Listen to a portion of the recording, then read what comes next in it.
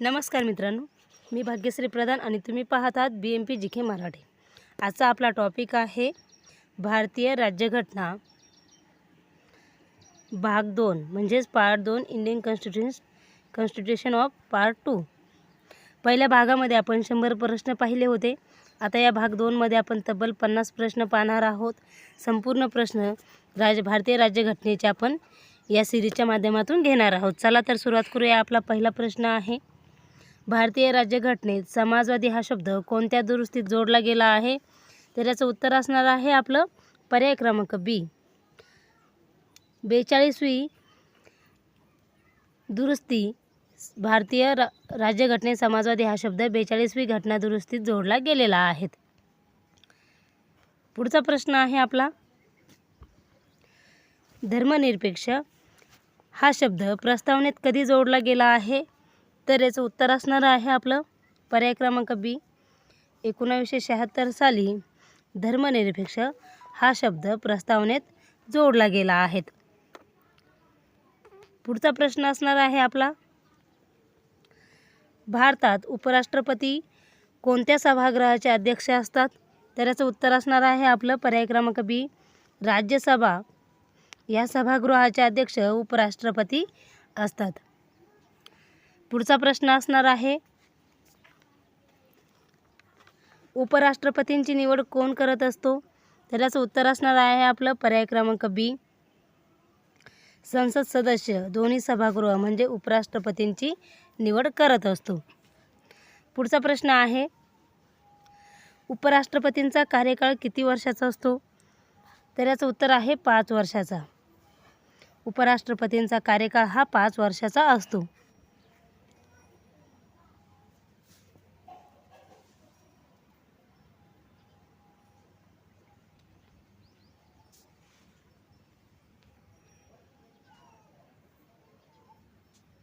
पुढचा प्रश्न आहे आपला, सर्वोच्च न्यायालयातील न्यायाधीशांची नियुक्ती कोण करत असतो? तर याचं उत्तर आहे पर्याय क्रमांक बी, राष्ट्रपती हे सर्वोच्च न्यायालयातील न्यायाधीशांची नियुक्ती करत असतात। पुढचा प्रश्न आहे आपला,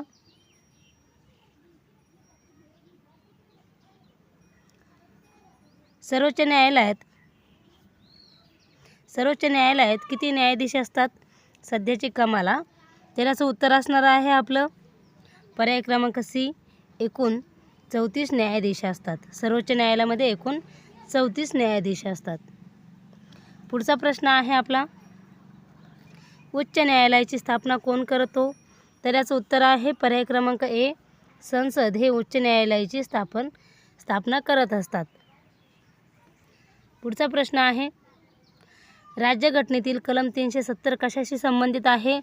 तर याचं उत्तर आहे जम्मू आणि काश्मीर विशेष दर्जा यासाठी राज्यघटनेतील कलम 370 संबंधित आहेत।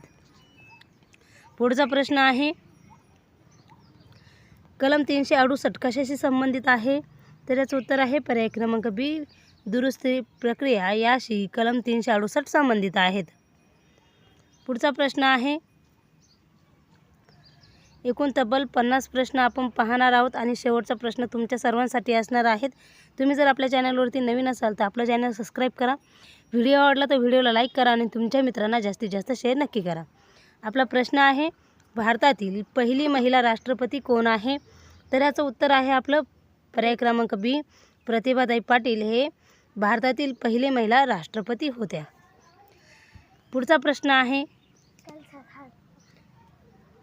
लोकसभेचे पहिले अध्यक्ष कोण होते? तर याचं उत्तर आहे पर्याय क्रमांक ए, जी.व्ही. मावळणकर हे लोकसभेचे पहिले अध्यक्ष होते। पुढचा प्रश्न आहे, राज्यसभेचे पहिले उपाध्यक्ष कोण होते? तर याचं उत्तर आहे पर्याय क्रमांक बी, व्ही गिरी हे राज्यसभेचे पहिले उपाध्यक्ष होते। पुढचा प्रश्न आहे,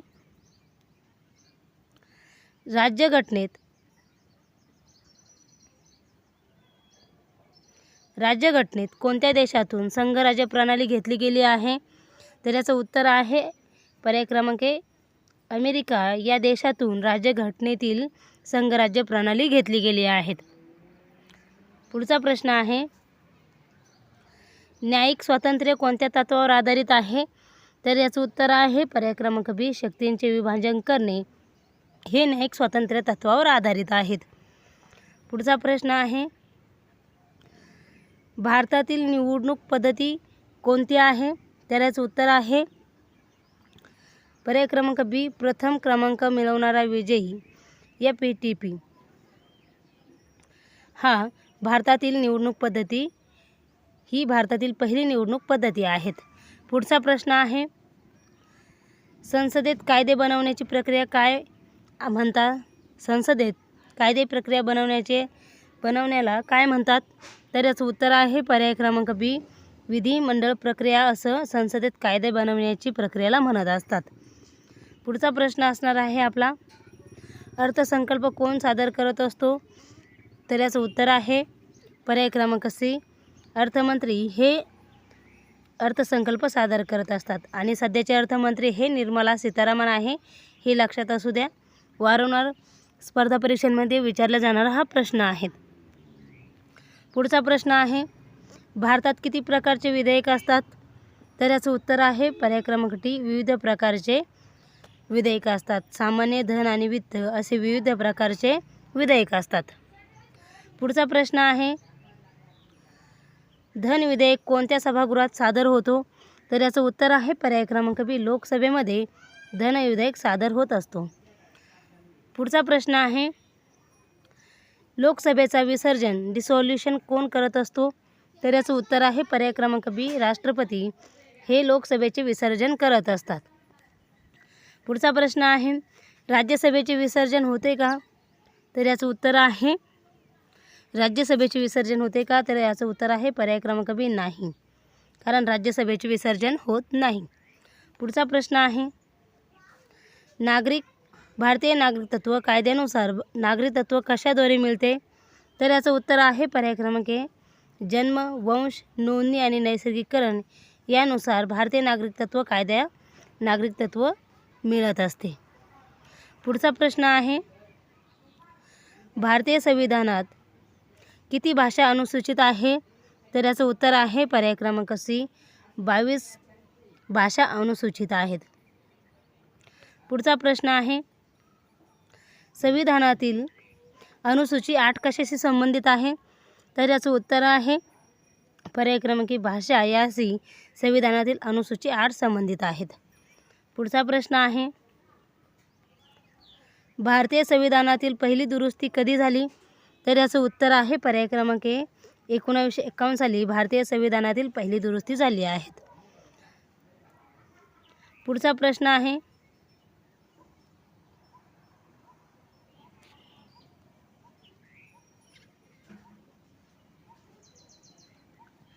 44वी घटना दुरुस्ती 44वी दुरुस्ती कशाशी संबंधित आहे? तर याचं उत्तर आहे पर्याय क्रमांक ए, आपत्कालीन अधिकारांमध्ये बदल करणे ही 44वी दुरुस्तीशी संबंधित आहेत. पुढचा प्रश्न आहे, राज्यघटनेतील भाग 5 कशाशी संबंधित आहे? तर याचं उत्तर आहे केंद्र सरकार. पर्याय क्रमांक बी असणार आहे याचं उत्तर, केंद्र सरकारशी 5 संबंधित आहेत. पुढचा प्रश्न आहे, भाग 6 कशाशी संबंधित आहे? तर याचं उत्तर आहे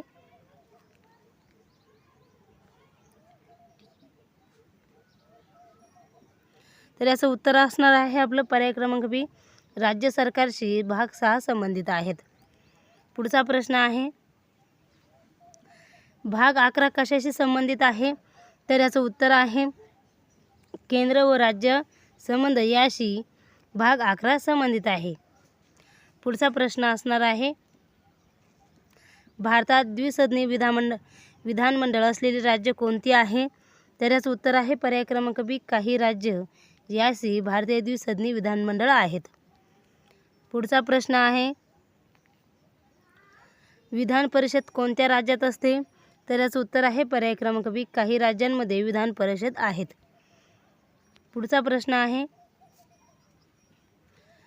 राज्यपाल राज्यात कोणाचे प्रतिनिधित्व करतो?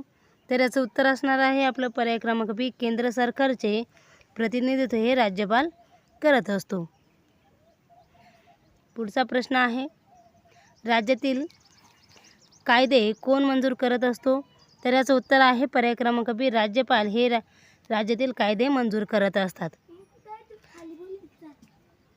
पुढचा प्रश्न आहे,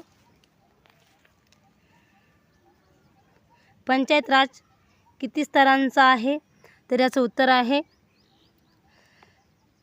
पर्याय क्रमांक बी, पंचायत राज हे 3 स्तरांचा आहेत.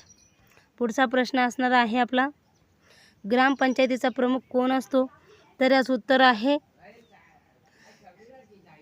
सरपंच हे ग्रामपंचायतीचे सर्व प्रमुख असतात. पुढचा प्रश्न आहे, जिल्हा परिषदेचा प्रमुख कोण असतो? तर याचं उत्तर आहे पर्याय क्रमांक बी, अध्यक्ष हे जिल्हा परिषदेचे प्रमुख असतात. पुढचा प्रश्न आहे, नगरपालिकेतील सदस्यांना काय म्हणतात? तर याचं उत्तर आहे पर्याय क्रमांक बी, नगरसेवक यांना नगरपालिकेतील सदस्य म्हणतात. पुढचा प्रश्न असणार आहे आपला, लोकसभेचे सदस्य कोण निवडतात? तर याचं उत्तर आहे पर्याय क्रमांक बी, जनता हे लोकसभेचे सदस्य निवडत असतात. पुढचा प्रश्न आहे, राज्यसभेचे सदस्य कोण निवडतात? तर याचं उत्तर आहे पर्याय क्रमांक बी, विधानसभेचे सदस्य हे राज्यसभेचे सदस्य निवडत असतात. पुढचा प्रश्न असणार आहे आपला, संविधानातील मूलभूत कर्तव्ये कोणासाठी आहेत? तर याचं उत्तर आहे पर्याय क्रमांक बी, नागरिक याशी संविधानातील मूलभूत कर्तव्ये आहेत. पुढचा प्रश्न असणार आहे आपला, भारतातील सर्वोच्च पद कोणते आहेत? तर याचं उत्तर आहे पर्याय क्रमांक बी, राष्ट्रपती हे भारतातील सर्वोच्च पद आहेत. पुढचा प्रश्न असणार आहे, राज्यघटना बदलण्यासाठी कोणती बहुमत आवश्यक असते?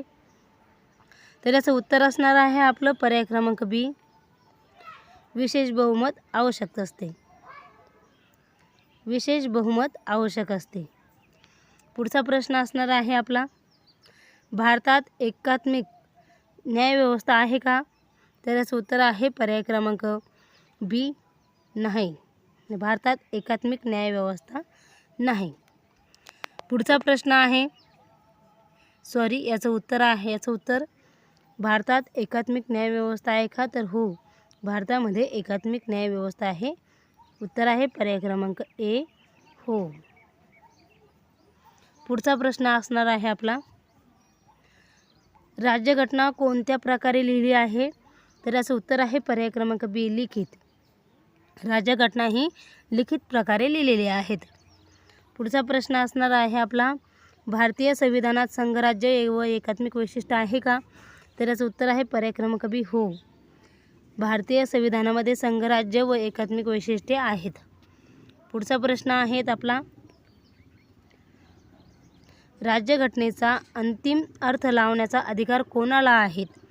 तर याचं उत्तर आहे आपलं सर्वोच्च न्यायालय. राज्यघटनेचा अंतिम अर्थ लावण्याचा अधिकार हा सर्वोच्च न्यायालयाला आहे. पुढचा प्रश्न आहे आपला, भारतात कायद्याचे राज्य रूल ऑफ लॉ कोणत्या देशातून घेतले गेलेले आहे? तर याचं उत्तर आहे पर्याय क्रमांक बी, ब्रिटन या देशातून भारताचे कायद्याचे रूल घेतले गेलेले आहेत. पुढचा प्रश्न आहे आपला, संविधान सभेची मसुदा समितीचे अध्यक्ष कोण होते? तर याचं उत्तर आहे आपलं पर्याय क्रमांक बी, आंबेडकर हे संविधान सभेची मसुदा समितीचे अध्यक्ष होते. पुढचा प्रश्न आहे, भारतीय राज्यघटनेची प्रस्तावना कधी स्वीकारली गेली? तर याचं उत्तर आहे पर्याय क्रमांक बी, 1950 साली भारतीय राज्यघटनेची प्रस्तावना स्वीकारली गेली आहे. पुढचा आणि शेवटचा प्रश्न हा तुमच्या सर्वांसाठी आहे. याचं उत्तर कमेंट करून नक्की सांगायचं आहे.